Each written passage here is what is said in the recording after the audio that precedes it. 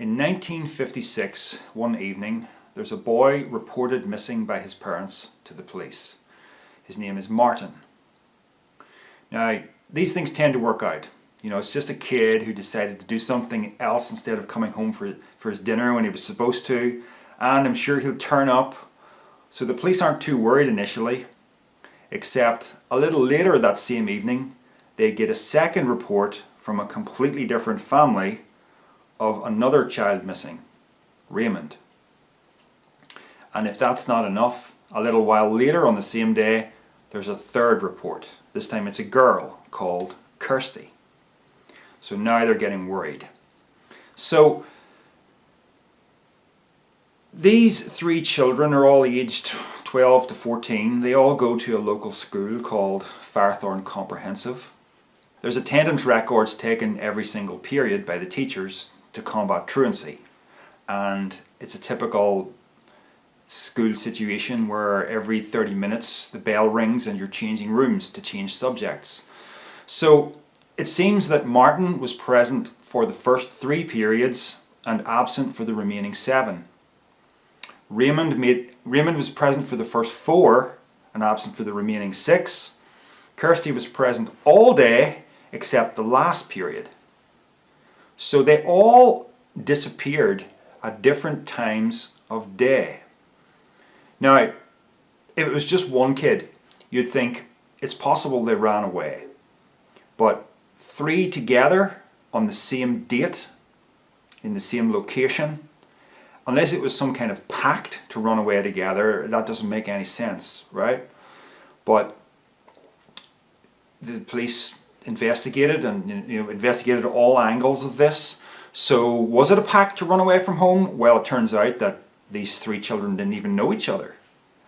And it's kind of a strange way to run away from home. Why not just wait to the end of the school day rather than try to do a runner in the middle of the day when you could get caught, you know? So it's kind of a strange thing to do. The alternative then is abduction. But there's problems with that theory too, because it seems to have happened 3 times during the period when the corridors are full of people, during this class change period. How do you abduct a child? Not once, but 3 times when that's going on. And of course it's a building where there's hundreds of potential witnesses and there's no reports of any suspicious persons coming or going. So abduction isn't a very tenable theory either. So the police then tried to think outside the box and they wondered, is it an inside job? Is it perhaps a member of staff? So they turned their attention towards looking for 3 bodies. Now 3 bodies are very difficult to conceal or get rid of. There's burying. So the police checked for any signs of disturbed earth anywhere. They dug up the 2 sand pits that they used for the long jump activity.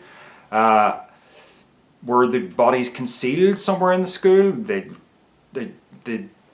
looked in every nook and cranny, could find nothing. There was no sign of any chemicals used to dissolve a body anywhere. It's just a big mystery. And these kids don't turn up. And 30 years goes by and there's no sign of them alive or dead. It's like the perfect crime, whatever that crime was, because like there was no ransom note or anything. What the hell happened to these 3 kids on that day in 1956? Well, in 1986, 30 years later, there's a boy who attends that school and he's trespassing inside the building late at night with criminal intent, let's just say for now. And he comes across something that no one is supposed to see there in the dead of night. And his whole world is turned upside down because of it. Does it have something to do with these 3 who disappeared 30 years before? You betcha it does.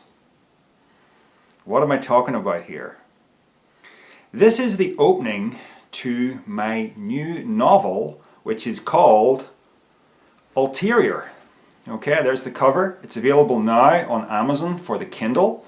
I will bring out a paperback at some point, but it's available initially from today on the Amazon Kindle store worldwide. So I'll put links down below to the US and UK stores, but of course if you're in another location, just look it up on your particular country's Amazon store, you'll be able to find it. So I'm quite excited to reveal this to you guys. I say it's my new novel, but it's my new old novel. I need to explain that. So I originally wrote the first edition of this, the first version of it. There it is, the cover. Ulterior. That's published in 2002. So this is the 20th anniversary of this novel. I self-published this in a way that didn't involve print on demand. I paid for a print run of 1,000 copies and sold them all, so it was very successful. Over the years though, it's a novel that I've grown very dissatisfied with because I have grown as a writer, as a storyteller. Like for instance, in the original version of this, that scenario I described to you is told in the form of a newspaper report, and it says that there's a memorial, it's told 6 months after the event, and there's a memorial service for the 3 children. And I'm thinking now, you would never have had a memorial service. The parents would never have accepted that their children are dead without bodies. So there's all kinds of little mistakes that are just down to my own naivety, writing this in my late 20s essentially.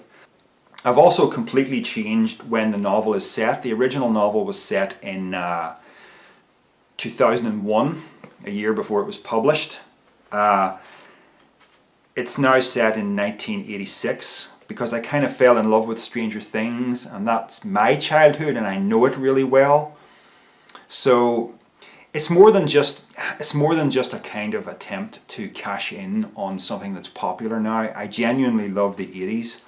And when Stranger Things came out and I was watching it and thinking about the novel that I wrote that had a slightly similar theme, because there is a strange looking creature or two in this story, I thought, oh, why didn't I set it in the 80s? That would have been so cool.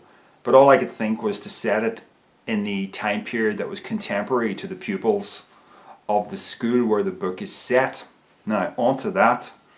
The original version of this was set in a real school, the school I worked in. It was a young adult novel. Well, it was for ages 11 to 14, which is the age group of the school. That always grated on me because I prefer to write something grittier for an adult audience. So that's another one of the changes that has occurred in this new 20th anniversary edition. It is no longer a young adult novel. It is very much aimed at adults. Yes, the principal characters of the novel are aged 14, but it's written from that gritty perspective that an adult expects, where I'm not afraid to go places that you would be afraid to go if you were writing children's books or young adult books, where there's still a lot of taboos in place about what you can talk about. No, all that's gone. This is like Stephen King's It, where, you know, it's not written for kids, it's written for adults. So I hope this scenario intrigues you and maybe you want to give this a go. If so, the Amazon links are below. Booktubers get this for free. So contact me at my email address, which is on the screen at the moment, if you would like a free copy of this in EPUB or Kindle compatible format. That's no problem. I would appreciate your interest in it, and maybe if you like the book, you'll talk about it on your BookTube channel. Okay, folks, exciting times. Thank you very much, and happy Halloween. Happy reading this Halloween. Take care.